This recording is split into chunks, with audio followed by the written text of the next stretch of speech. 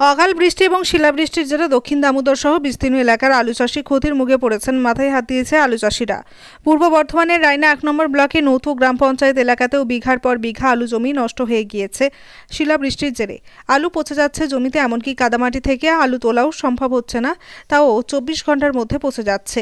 স্বাভাবিকভাবেই হতাশ হয়ে পড়ছেন কৃষকরা। এলাকায় ক্ষতির পরিমাণ কত তা খতিয়ে দেখছেন, বিভিন্ন জায়গায় পরিদর্শন করছেন কৃষি দফতরের আধিকারিকরা।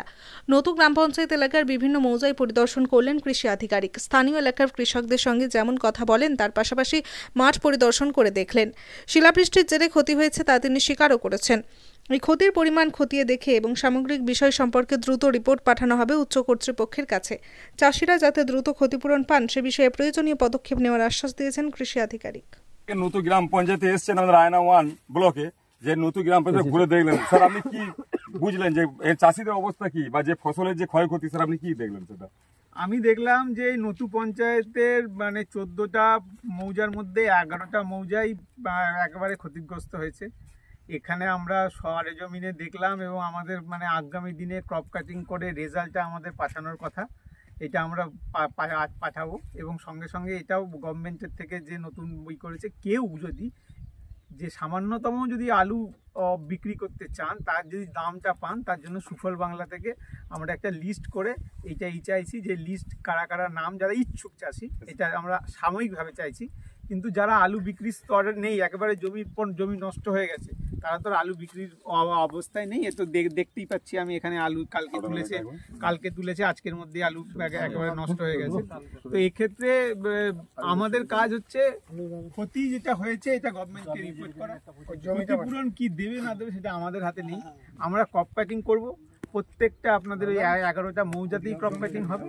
ক্রপ কাটিং করে আমরা আমাদের উপজেলা কর্তৃপক্ষকে রিপোর্ট আমরা পাঠিয়ে দেব। এইটুকুনি আমাদের কাজ। না স্যার, এখানে জিজ্ঞেস করা হচ্ছে যে আমাদের তো সুফল বাংলা নিয়ে যাওয়ার মতো আলু নেই, আলু তো পচে গেছে। এইটার জন্য আপনি কি বার্তা দিচ্ছেন? এই বার্তাটাই দিচ্ছি যে আপনাদের এইখানে ক্রপ কাটিং যখন আমরা করতে আসবো, সব জমিতে তো আর ক্রপ কাটিং করবো না। ক্রপ কাটিং একটা জমি, প্রতিটা মৌজা দুটো একটা করে করবো জমি, সেখানে আপনাদের আমরা কোঅপারেশন চাই এবং সেখান থেকে আমাদের ক্রপ কাটিং এর রেজাল্টটা উঠে এলে সেটার মাধ্যমেই আলটিমেটলি ঠিক হবে। এবং এটা প্লাস স্যাটেলাইটের ছবি, এই দুটোকে করে আমরা গভর্নমেন্ট যেমনভাবে সিদ্ধান্ত নেবে, যা সিদ্ধান্ত, এখন ক্রপ ইন্স্যুরেন্সে অ্যাপ্রুভালটা দেওয়াটাও আমাদের কাজ। এই কাজটাও আমাদের অফিসে বসে করতে। আমাদের এখানে স্যার কতগুলো ফসল নষ্ট হয়েছে আপনি দেখলেন, সরষে, ধান, সরষে এবং লঙ্কা, কুমড়ো। ইন্স্যুরেন্স কেবলমাত্র কিন্তু আমরা সরষে, ধান এবং আলুর জন্যই আছে। তো এই কুমড়ো লঙ্কার জন্য কোনো ক্ষতিটা হয়েছে, আমাদের চাষি ক্ষতিগ্রস্ত হয়েছে, এটা হ্যাঁ অবশ্যই ক্ষতি হয়েছে। তো আমরা এখন মেনলি যেটা আমরা অর্থকারী ফসল হচ্ছে আলু, এটার উপরই আমরা কনসেন্ট্রেট করছি এবং আপনাদের অঞ্চলে সত্যি এটা খুব ক্ষতি হয়েছে, এটা আমরা নিজেরাই। স্যার আপনি ঘুরে যে দেখলেন, এখানে যে পার্সেন্টেজ হিসেবে আলুটা কতটা ক্ষয়ক্ষতি দেখলেন? 100। আপনারাই বলুন না, মোটামুটি আপনার এই অঞ্চলে কত বিঘা চাষ হয়েছে বলুন না।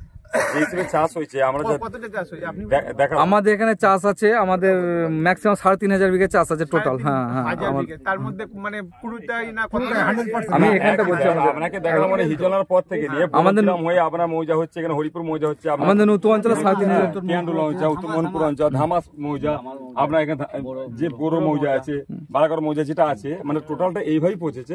তা আমরা যেটা দেখলাম, আমি তো নিজের চোখে, এখানে আলুটা একটু দেখাবে, এখানে নিজের চোখে দেখেন যে চাষিটা সকালে আলু তুলেছে, তোলার পরে এই অবস্থা। তা আমরা চাইছি যে মোটামুটি যেটুকু আমাদের ক্ষয়ক্ষতি হয়েছে, এখানে তো এখনো পর্যন্ত যেটা গাছ দেখতে পাচ্ছি মোটামুটি 85% নষ্ট হয়ে গেছে, আর যেটুকু আছে রোদ হলে এগুলো তো টিকবে না, যত রোদ পৌঁছে যাবে।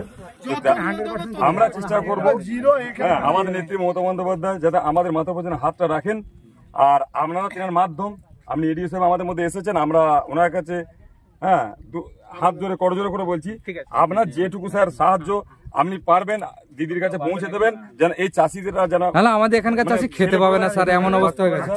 হ্যাঁ, অসংখ্য ধন্যবাদ আমাদের স্যারকে আমাদের কাছে পাওয়ার জন্য। নতুন গ্রাম পঞ্চায়েতের প্রতিটা মানুষ খুশি হয়েছে।